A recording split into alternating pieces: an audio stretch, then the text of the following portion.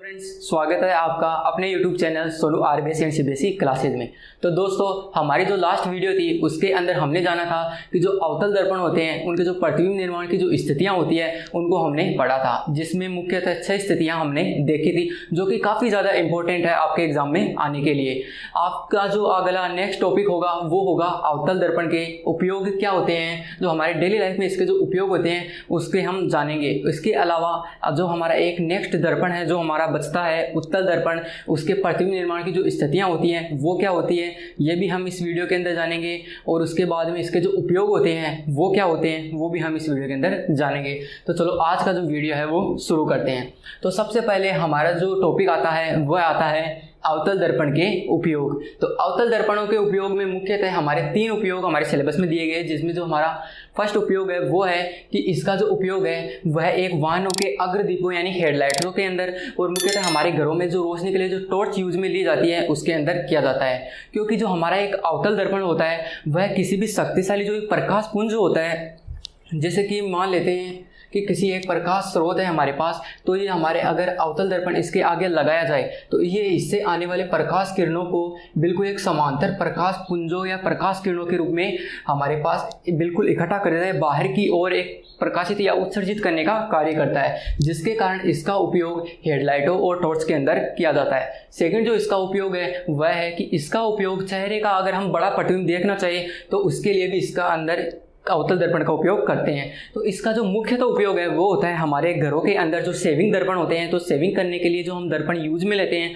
वो हमारा अवतल दर्पण होता है। इसके अलावा जो बार्बर होता है, जो नाई होता है, वो जो दर्पण यूज में लेता है वह भी एक अवतल दर्पण होता है। इसके साथ ही जो एक डेंटिस्ट होता है, दंत चिकित्सक, जो हमारे दांतों को अगर बड़ा प्रतिबिंब देखना हो तो उसके लिए जो दर्पण यूज में लेता है वो भी आपका एक अवतल दर्पण होता है। इसके अलावा अवतल दर्पण का उपयोग जो हमारी सौर भट्टियाँ होती हैं उसके अंदर हमारे जो सूर्य का जो प्रकाश है उसे एक जगह केंद्रित करने में भी इसका उपयोग होता है। क्योंकि जो आपका एक अवतल दर्पण होता है उसका एक गुणधर्म होता है कि यह अगर मुख्य अक्ष के समांतर आने वाली सभी प्रकाश किरणों को फोकस बिंदु पर इकट्ठा कर देता है। जैसे कि मान लेते हैं कि ये हमारे एक अवतल दर्पण हो गया, तो ये आने वाली प्रकाश किरणों को, जैसे यहाँ पर एक इसकी मुख्य अक्ष हो गई, तो ये इससे टकराकर ये इसके एक बिंदु पर केंद्रित हो जाता है सभी प्रकाश की किरणें। तो यहाँ पर जो इसका मुख्य फोकस होगा यहाँ पर वह प्रकाश किरणें एक जगह एकत्रित हो जाती है। तो इस गुण का उपयोग इसके सौर भट्टियों में सूर्य के प्रकाश को केंद्रित करने में इसका उपयोग होता है। तो ये थे इसके कुछ मुख्य 3 उपयोग जिसका हम डेली लाइफ में हम यूज करते हैं अवतल दर्पण का। अब हम बढ़ते हैं अपने नेक्स्ट टॉपिक की ओर, जिसमें हम पढ़ेंगे कि जो उत्तल दर्पण होते हैं उनके जो प्रतिबिंब निर्माण की जो स्थितियाँ होती हैं वो क्या होती हैं। तो सबसे पहले हमारा जो टॉपिक आता है वह आता है उत्तल दर्पण द्वारा प्रतिबिंब निर्माण की स्थितियाँ, जिसमें हमारी जो फर्स्ट स्थिति है इसमें मुख्यतः 2 ही स्थितियाँ ली गई है, जिसमें हम जो हमारी वस्तु है या बिंब है उसे सबसे पहले अनंत पर रखते हैं या फिर अनंत के आगे या दूरवय के बीच में किसी भी निश्चित दूरी पर, जिसे हम अनंत नहीं कह सकते। यानी कि हमारे दर्पण से अगर जो हमारी वस्तु या जो बिंब होगा उसकी अगर निश्चित दूरी होगी वह हमारी सेकंड कंडीशन होगी। जो हमारी फर्स्ट कंडीशन होगी उसमें हम हमारी वस्तु या बिंब को अनंत पर रखेंगे। तो अगर हम किसी वस्तु को अनंत पर रखते हैं तो उसके जो प्रतिबिंब की जो स्थिति होगी, प्रतिबिंब का आकार कैसा होगा या प्रतिबिंब की प्रकृति कैसी होगी, इसे समझने की कोशिश करते हैं। तो जैसे कि हमारा यहाँ पर एक उत्तल दर्पण दिया गया है, ये इसकी एक मुख्य अक्ष है वह हो गई है। तो सबसे पहले हम मान लेते हैं कि कोई हमारे पास एक बिंब यहाँ पर कोई अनंत पर रखा हुआ है। तो यहाँ पर जैसे मान लेते हैं कि कोई बिंब है जो कि हमारे अनंत पर रखा हुआ है, जिसके मैं शीर्ष भाग को A नाम दे देता हूँ, और जो इसका तल भाग है इसे मैं B नाम वो दे देता हूँ। अब इसके जो शीर्ष भाग है यहाँ से एक प्रकाशीय किरण और इसका जो तल भाग है यहाँ से एक प्रकाशीय किरण हमारे जो ये उत्तल दर्पण है इसके ऊपर हम आपतित करवाएंगे। तो सबसे पहले इसके शीर्ष भाग से एक प्रकाशीय किरण इस दर्पण पर आपतित करवाते हैं। इसके साथ ही जो इसका तल भाग है यहाँ से भी एक प्रकाशीय किरण हमारे जो उत्तल दर्पण है उसके ऊपर आपतित करवाते हैं। तो यहाँ पर एक प्रकाशीय किरण इस दर्पण पर आपतित होती है। तो दर्पण पर जैसे कि मैंने आपको बताया था कि दर्पण पर जो परावर्तक पृष्ठ है उससे जो प्रकाश किरण है वह टकराने के पश्चात वापस उसी दिशा में लौट जाती है परावर्तन के कारण, जबकि हमारा जो उत्तल दर्पण होता है वह हमें एक आभासित जो प्रतिबिंब है वह प्रदान करता है। तो हमारा जो एक आभासित प्रतिबिंब है वह बनेगा, हम उसे डॉटेड लाइन के द्वारा दर्शाएंगे दर्पण के पीछे की ओर। तो सबसे पहले हम मान लेते हैं कि जैसे हमारी ये जो प्रकाश की किरण है वह दर्पण से टकराने के पश्चात एक बिंदु से गुजर जाती है।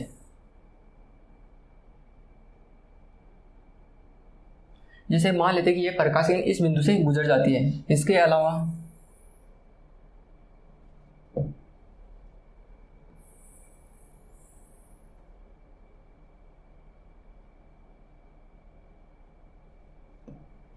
ये जो प्रकाश की किरण है इसे मैं यहाँ इस बिंदु से भी गुजार देता हूँ। तो ये जो हमारा एक बिंदु होगा ये होगा इसका एक मुख्य फोकस, जिसे मैं नाम दे देता हूँ मुख्य फोकस। कैपिटल F के द्वारा इसे दर्शाया जाता है। तो यहाँ पर हमारा मुख्य फोकस हो गया। तो यहाँ पर इसकी जो शीर्ष भाग से जो प्रकाश की किरण है वह इसके हमारे मुख्य फोकस से गुजरती हुई प्रतीत होती है। तो यहाँ पर जो ये दोनों रेखाएं हैं वह हमें आभासित रूप से दर्पण के पीछे की ओर मुख्य अक्ष पर काटती हुई या प्रतिच्छेद करती हुई प्रतीत होती है। लेकिन वास्तव में ये जो दोनों प्रकाश किरणें हैं वह दर्पण से टकराने के पश्चात ये वापस उसी दिशा में परावर्तित हो जाती है।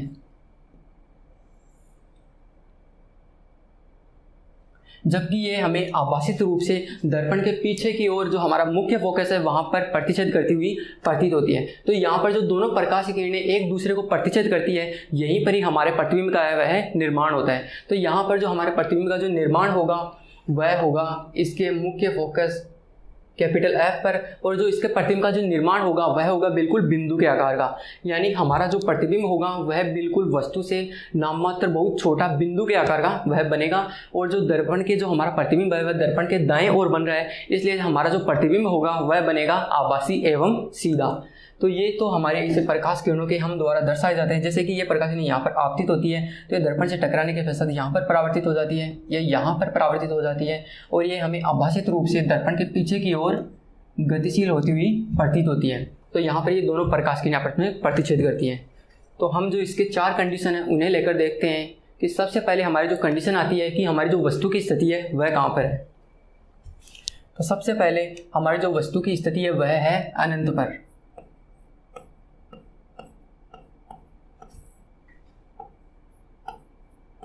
सेकंड जो है वह है कि प्रतिबिंब की स्थिति कहाँ पर बन रही है। तो प्रतिबिंब की स्थिति बन रही है वह बन रही है कैपिटल F पर मुख्य फोकस पर। थर्ड जो हमारी कंडीशन है वह है कि प्रतिबिंब का आकार कैसा है। तो जैसे कि हमने डायग्राम के अंदर देखा था कि जो हमारा प्रतिबिंब है उसका आकार मुख्य फोकस पर बिल्कुल एक बिंदु के समान बन रहा है, इसलिए जो हमारा प्रतिबिंब का जो आकार होगा वह बनेगा बिंदु के आकार का।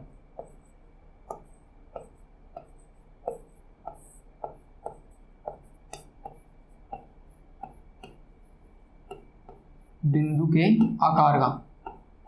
फोर्थ जो हमारी कंडीशन है वह है कि प्रतिबिंब की प्रकृति कैसी होगी। तो जो कि हमारा जो प्रतिबिंब है वह दर्पण के दाहिनी ओर बन रहा है, तो हमारा जो प्रतिबिंब होगा वह बनेगा आभासी एवं सीधा। आभासी से यहाँ पर मतलब है कि जो हमारा प्रतिबिंब बनेगा वह बिल्कुल एक काल्पनिक रूप से बनेगा, वास्तव में नहीं बनेगा, और हमारा जो प्रतिबिंब है वह विपरीत बन के सीधा बनेगा। तो ये थे उत्तल दर्पण के द्वारा प्रतिबिंब निर्माण की स्थितियों में हमारा पहला पॉइंट कि जब वस्तु अनंत पर स्थित हो। अब हम बढ़ते हैं अपने नेक्स्ट पॉइंट की ओर कि जब हमारी वस्तु है वह दर्पण से निश्चित दूरी पर कहीं भी स्थित हो सकती है, यानी कि वह अनंत से आगे और ध्रुव के जो बीच में है वह कहीं भी मध्य में स्थित हो सकती है। तब ऐसे में जो हमारा प्रतिबिंब है वह किस तरह से बनता है वह हम देखते हैं। कि सबसे पहले मान लेते हैं कि हमारी जो वस्तु है वह यहाँ पर स्थित है, यहाँ पर हमारी वह वस्तु स्थित है। इसे मैं नाम दे देता हूँ, इसके शीर्ष भाग को A नाम दे देता हूँ और इसके तल भाग को B नाम दे देता हूँ। तो यहाँ से जो एक प्रकाशीय किरण इसके शीर्ष भाग से इस दर्पण पर आपतित करवाते हैं। तो यहाँ से जो हमारी प्रकाशीय किरण है वह इस दर्पण पर आपतित होती है। तो आपतन होने के पश्चात जैसे मैंने कि आपको बताया था कि जो उत्तल दर्पण होता है वह इसके परावर्तक पृष्ठ से टकराने के पश्चात ये प्रकाश की किरण परावर्तित हो जाएगी, लेकिन हमें आभासित रूप से ये इसके मुख्य फोकस से गुजरती हुई प्रतीत होगी।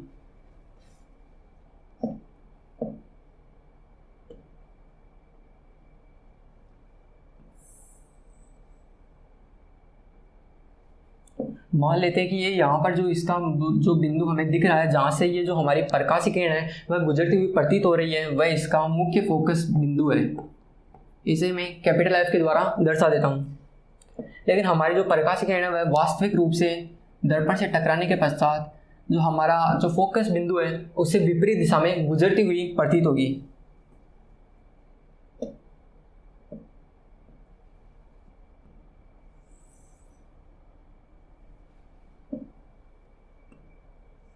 तो ये है हमारी पहली प्रकाश किरण जो हमने दर्पण के मुख्य अक्ष के समांतर गुजारा है, जो कि मुख्य फोकस से गुजरती हुई प्रतीत होती है। सेकंड जो हमारी प्रकाश किरण होगी वह हम गुजारेंगे इसके वक्रता केंद्र से।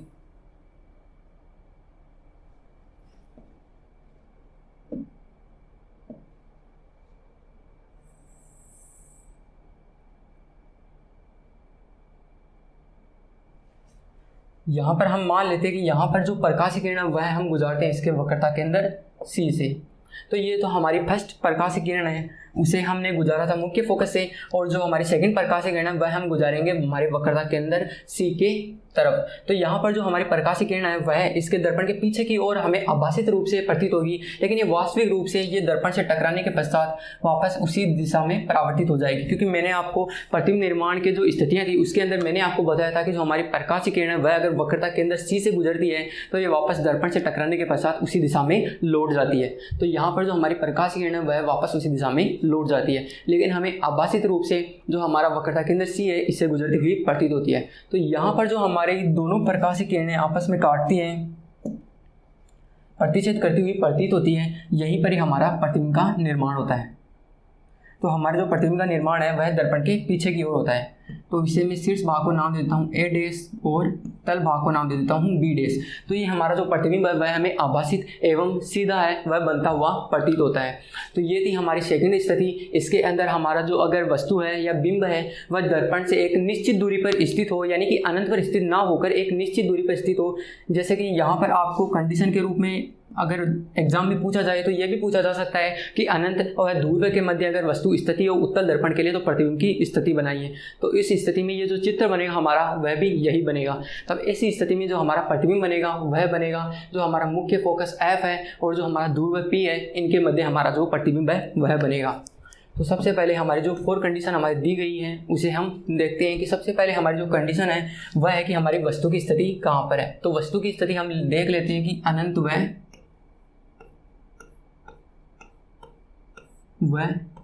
P के मध्य, P यहाँ पर हमारा ध्रुव हो जाएगा।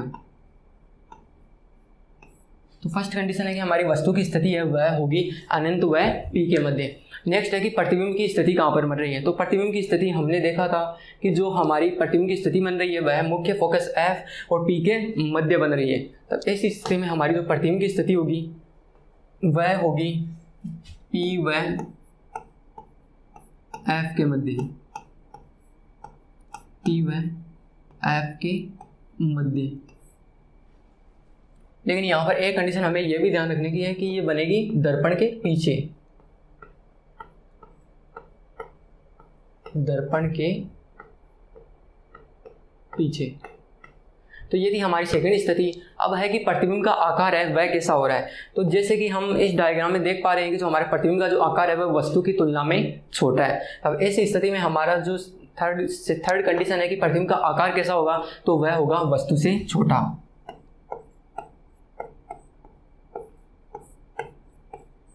वस्तु से छोटा। फोर्थ जो हमारी कंडीशन है वह है कि प्रतिबिंब की प्रकृति कैसी होगी। तो जैसे कि मैंने आपको बताया था कि जो हमारा प्रतिबिंब है दर्पण के दाहिनी ओर बन रहा है, तो ऐसी स्थिति में हमारा जो प्रतिबिंब होगा वह बनेगा आभासी एवं सीधा।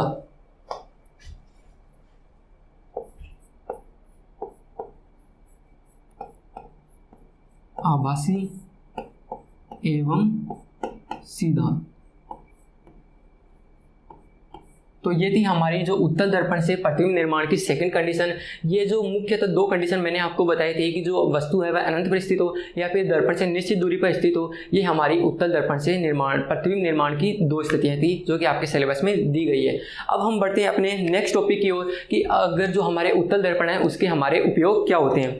तो सबसे पहले जो उत्तल दर्पण होते हैं उनके उपयोग क्या होते हैं। तो मुख्यतः जो आपका उत्तल दर्पण होता है, तो जैसे कि हमने पढ़ा था कि जो आपका उत्तल दर्पण होता है इसके अंदर की ओर पॉलिश की हुई होती है और इसका बाहर का जो भाग होता है वह वक्राकार होता है, यानी बाहर की ओर ये उभरा हुआ होता है। तो ऐसा जो दर्पण होता है इसका एक गुणधर्म होता है कि ये बाहर से ज़्यादा जो क्षेत्रफल होता है, बाहरी क्षेत्रफल को एक छोटे दर्पण के अंदर कैप्चर कर लेता है, यानी हम बड़े से बड़े क्षेत्र को हम इस छोटे दर्पण के अंदर देख पा रहे होते हैं।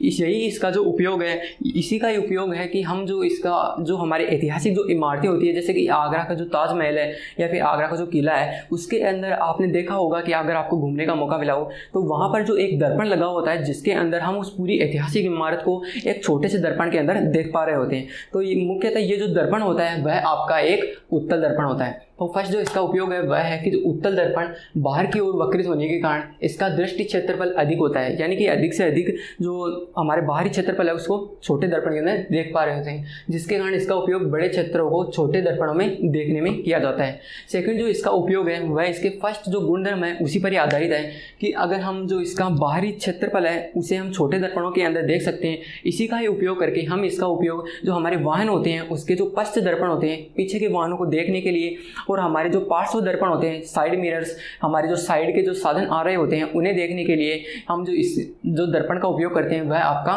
उत्तल दर्पण होता है। तो हमारे जो वाहनों के अंदर पश्च दर्पण एवं पार्श्व दर्पण के रूप में भी हमारे उत्तल दर्पणों का उपयोग हम करते हैं। तो ये थे हमारे उत्तल दर्पणों के दो मुख्यतः उपयोग। तो मिलते हैं आपसे जल्द ही नेक्स्ट क्लासेज में। आज की वीडियो में इतना ही। तो अगले जो हमारी वीडियो होगी उसके अंदर हम अपने नेक्स्ट जो टॉपिक है उसके अंदर बढ़ेंगे जो कि काफ़ी ज़्यादा इंपॉर्टेंट होने वाला है। तो थैंक यू, आज की वीडियो में इतना ही।